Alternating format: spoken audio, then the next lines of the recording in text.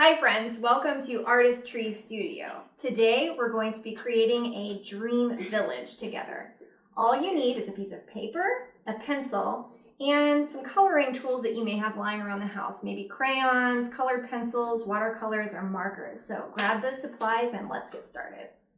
Imagining a world creatively with artistry. Alright, today's project is inspired by two books that I have around my house, and I'd like to share a little bit about those stories with you today. The first book is called If I Built a House by Chris Van Dusen, and in it, the little boy named Jack is describing to his mother what his house would look like if he were to be a designer. And his house is no ordinary house. It doesn't have just a normal kitchen with an oven and a stove. His house has robotic cooks and cleaners that create fantastic meals that he loves and clean up the mess afterwards. His living room has trampolines and a ball pit. My favorite room in his house is, of course, his giant art studio with his massive roll of paper that he can constantly create imaginative scenes directly on the wall with. And he has an endless supply of art supplies, of course. Another picture you can see, he's got an aquarium above his garage in which he flies away with his mom in this cool glass rocket. So this is a book full of really creative and inventive ideas about if he were to build his own house. The second book that this project is inspired by is called The Big Orange Splot. It's by Daniel Manus Pinkwater. And in this book, Mr. Plumbean moves into a neighborhood where all of the houses are exactly the same. Just kind of your plain Jane normal houses all in a row. But one day, a seagull is mysteriously flying over his house with a can of orange paint and accidentally drops it on Mr. Plumbean's house. And it creates this big orange splot on his roof. And so for a little while, he's trying to decide what he wants to do, and his neighbors all assume that he's going to paint it back to the way it was and keep the symmetry with all of the houses on his street. But instead of doing that, Mr. Plumbean designs his house in his own style, and he adds a clock tower, and he later adds fun things to his lawn, including a hammock. And his neighbors are a bit flummoxed. Why has he done this? Why has he just destroyed the beautiful sameness of all of the houses on his street? But as we see later in the story, one of his neighbors comes over and has a conversation with him, and then the next day his neighbor has painted his house, his own dream house, like a boat. And kind of as the neighborhood progresses, you get a wide variety of imaginative and fun houses that have been inspired by Mr. Plumbean and the accidental orange splot. So those two stories have inspired our project today, and I just want to give you a couple of details about that project. What I would like for us to do is to use our vast internet community to work for us in this project. Each of us is going to create one dream house, one imaginary house, and we're going to all send them in. I'll have details at the end of the video about how you can do that. But as you send them in, I am going to use my computer to put them together and make us an imaginary, inspired, creative little village. The more submissions that we get, I can create more villages as they don't fit all on one page. But I'm looking forward to seeing what kind of collaboration we can come up with in this fun time of internet learning. All right, so here is my example, my imaginary house. I'd like you to, when you create your house, to use your paper in a vertical position. So I want the long end of the paper to be up and down. I don't want to use horizontal pages. I think it would be really cool if they were all really tall houses. It would look cool together. So my house, I've chosen to use art supplies and famous painting to kind of create a theme for my house, but I'm gonna have you guys imagining what it is that is unique about you. What do you love? What things do you like to do? Do you have hobbies? Do you like to travel? Do you like to spend time outside? Could you make some kind of inventions on your house, like Jack in the first story, that might make your life more fun and interesting? Be thinking about those things as we talk through this project. And then I'll show you also, this is an example my son made of his dream house. His dream house is made up of his favorite colors, red, green, and blue. It also has a few elements that kind of hint at Mario Odyssey because he loves Mario. So he's got some statues of stars in his picture. He also has a giant clock, and he loves the White House and other architecture that have those beautiful big columns. So his house has big giant columns in the front. It's very imaginative and fun.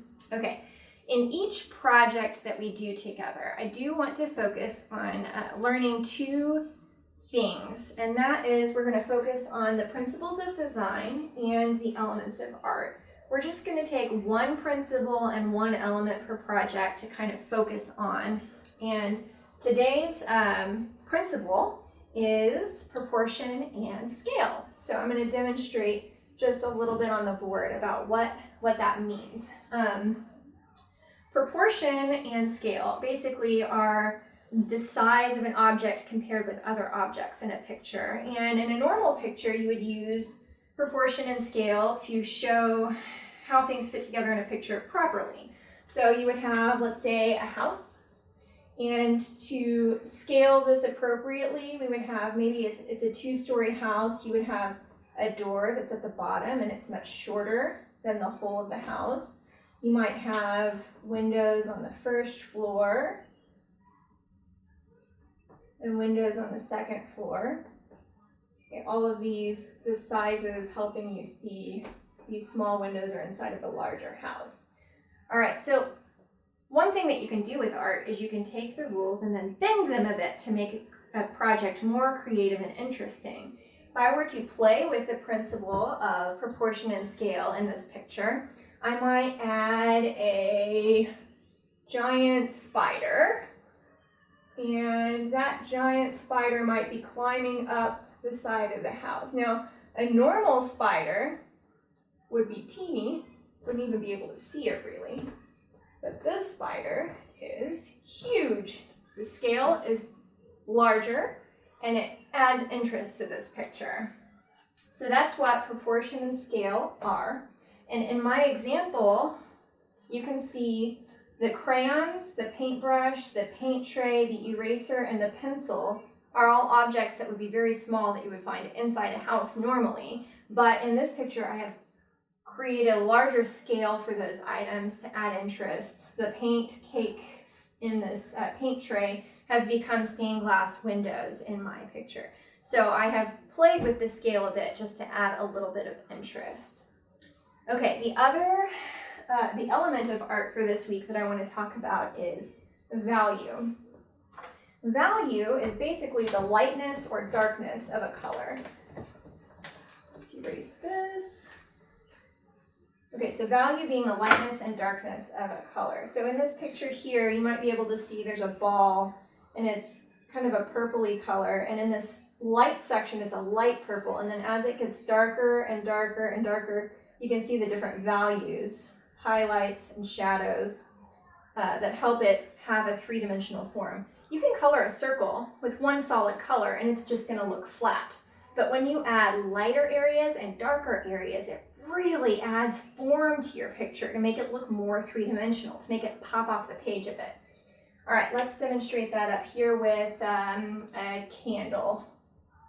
All right, so let's draw just a simple candle. Now, I've already got a bit of three-dimensional element here in that I've drawn a cylinder, which is a kind of three-dimensional direction. I've used a circle at the top and a rounded edge at the bottom to give it a little bit of form, but it doesn't have any value yet. It's flat, and as such, it can't be quite as interesting as if we add some shadow. So let's add shadow on this side and this side here and see what that does. Oh, what's out of flame? All right, so I've added shadows to each edge, and that already gives the candle a bit of shape. It makes it look three-dimensional. It helps it pop off the board a little bit. There are several methods that you can use to get shadows into your picture to help add some value. Let's talk about a couple of those. So one of them is called cross-hatching.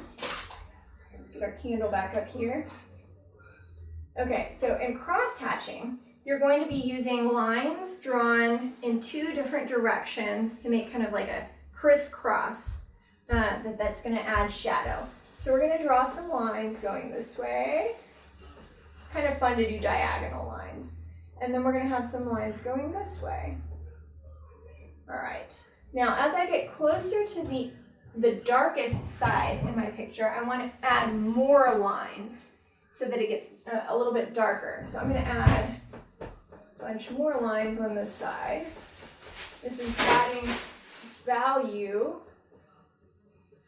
adding darkness and shadow here. Okay, so the more lines we have, the darker it gets. All right, and this is called cross-hatching, lines that hatch back and forth to create shadow. Okay, another way you can do that same thing is use stippling. The stippling is very similar to cross-hatching.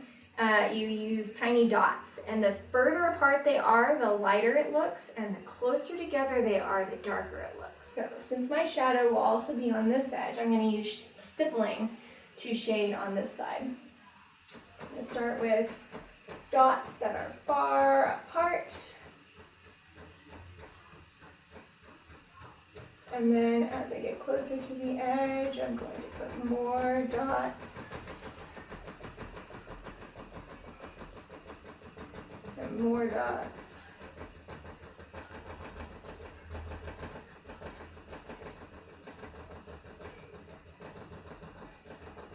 All right.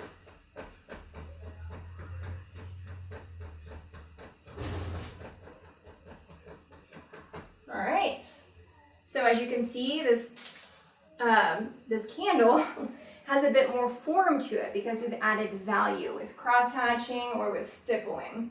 If you have like colored pencils or watercolors or crayons or those all can be you can use them to shade. So when you're shading something, I can't demonstrate it on a whiteboard because the marker, it only does one type of color. It can't be lighter or darker. But with a matte pencil, with a colored pencil, the harder you press with it, the darker it gets, and the lighter you press with it, the lighter it gets. So with colored pencils, with crayons, and with maybe watercolors, you can use just one pencil, crayon, or color of the watercolor and press harder or lighter to get some value. You can see in my picture, I've added value on the crayons, so there's darkness on the sides of the crayons and it's lighter in the center. You can see on the side of the eraser and on the bottom, it's a bit darker. That adds value. And with the pencil too, and the paintbrush.